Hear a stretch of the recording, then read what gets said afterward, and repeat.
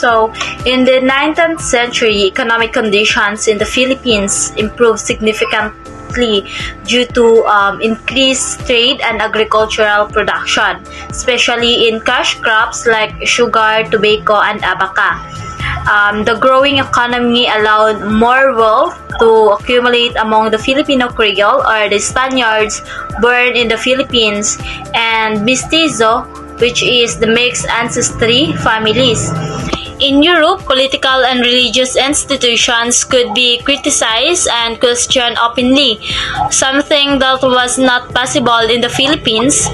Filipino students and intellectuals could explore ideas about democracy, equality, and reform without fear of censorship or punishment. This freedom deeply influenced many Filipino students, inspiring them to challenge colonial policies and advocate for social and political change in their homeland. With this economic boost, many families could afford to send their sons not only to schools in Manila but also to prestigious institutions in Europe, especially in Spain. This exposure to European ideas, especially Enlightenment and liberal thought, help cultivate a new generation of educated Filipinos who would later play a key role in the nationalist movement, ultimately advocating for reforms and independence from Spanish rule. Good afternoon, everyone. My name is Leomi Ponya, and today I will discuss the propaganda movement.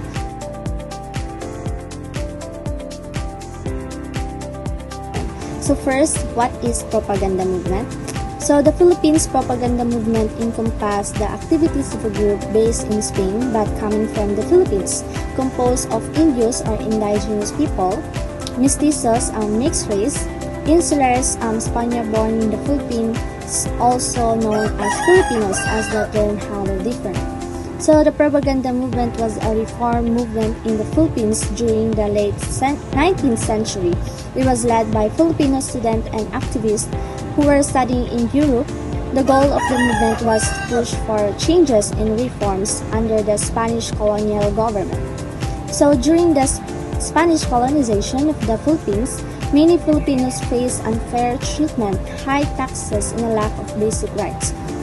So, the educated Filipinos known as ilustrados were inspired by the ideas of freedom and equality they saw in Europe.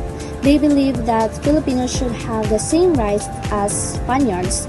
So, the key figures are Jose Rizal, the most famous leader of the movement. He wrote two important novels, Noli Me Tangere and El Filibusterismo, which exposed the abuses of the Spanish authorities in the Catholic Church in the Philippines. The second one is Marcelo H. Del Pilar, a lawyer and a writer who criticized the friars for their abuse of power.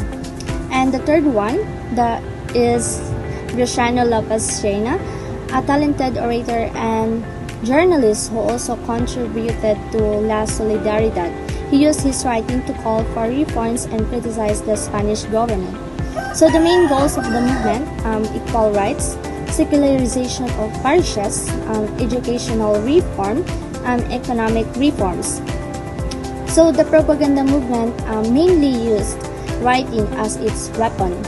The leaders wrote essays, books, and articles to expose the abuses and corruption of the Spanish colonial authorities. Their works were published in La Solidaridad, a newspaper that served as the mouthpiece of the movement.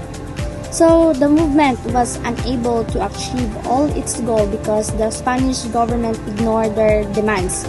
However, it played a crucial role in raising awareness among Filipinos about their rights and the need for change. The ideas spread by the movement later inspired the Philippine Revolution against Spanish rule in 1896. So the propaganda movement was a significant part of Philippine history as it laid the foundation for the fight for independence through their writings and advocacy leaders like Jose Rizal, Marcelo H. Del Pilar, and Graciano Lopez Reina. awakened the spirit of nationalism among Filipinos. Although it did not directly achieve its objectives, it sparked the desire for freedom that eventually led the country's struggle for independence. So that is the propaganda movement. Thank you. Hi, good day everyone. My name is Josper J. Ramusada and my topic is all about how propaganda works.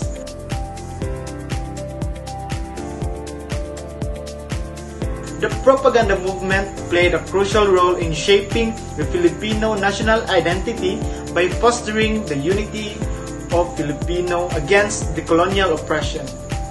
Propaganda can be found in a wide variety of different contexts. Rizal played a key role in propaganda movement to educate the Filipino people about the injustices of Spanish rule and fight for their political and social freedom peacefully. And that's how propaganda works in Rizal time. Thank you. Good afternoon everyone, I am Calso J. Mendoza Pepito and I will be discussing the Rizal's involvement in this propaganda movement.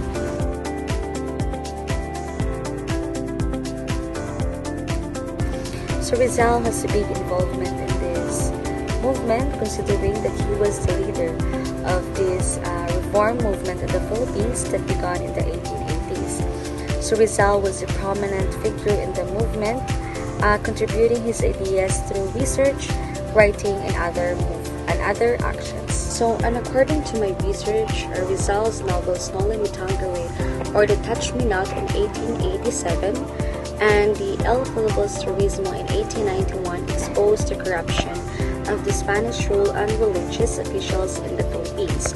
So his writing also challenged the colonialist portrayal of the Philippine history and culture.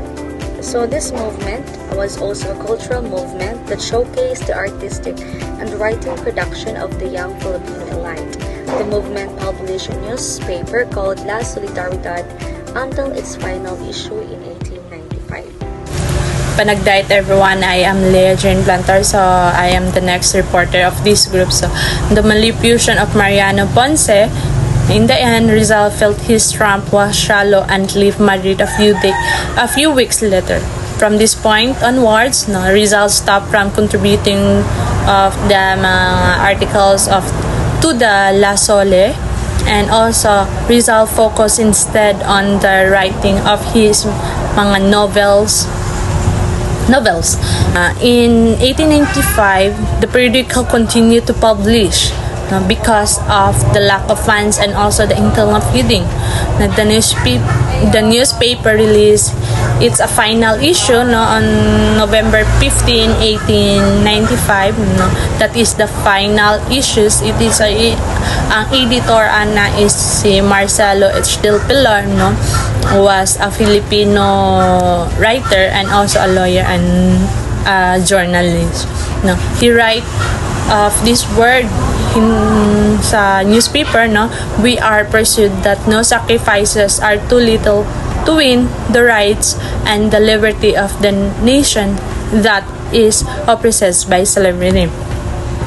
So ana siya kay kami kay kumbinsado na walay sakripisyo nagamay para makuha ang mga rights nato o ato ang kalayaan sa ato ang bansa na gihimong alipin sa mga aalipin katong mga Espanyol na kusog kay mo kuan sa ato mag-agribihado bitaw na himuon na jud tag mga salot or alipin sa ato ang kaugalingong bayan sa atong kaugalingong bansa.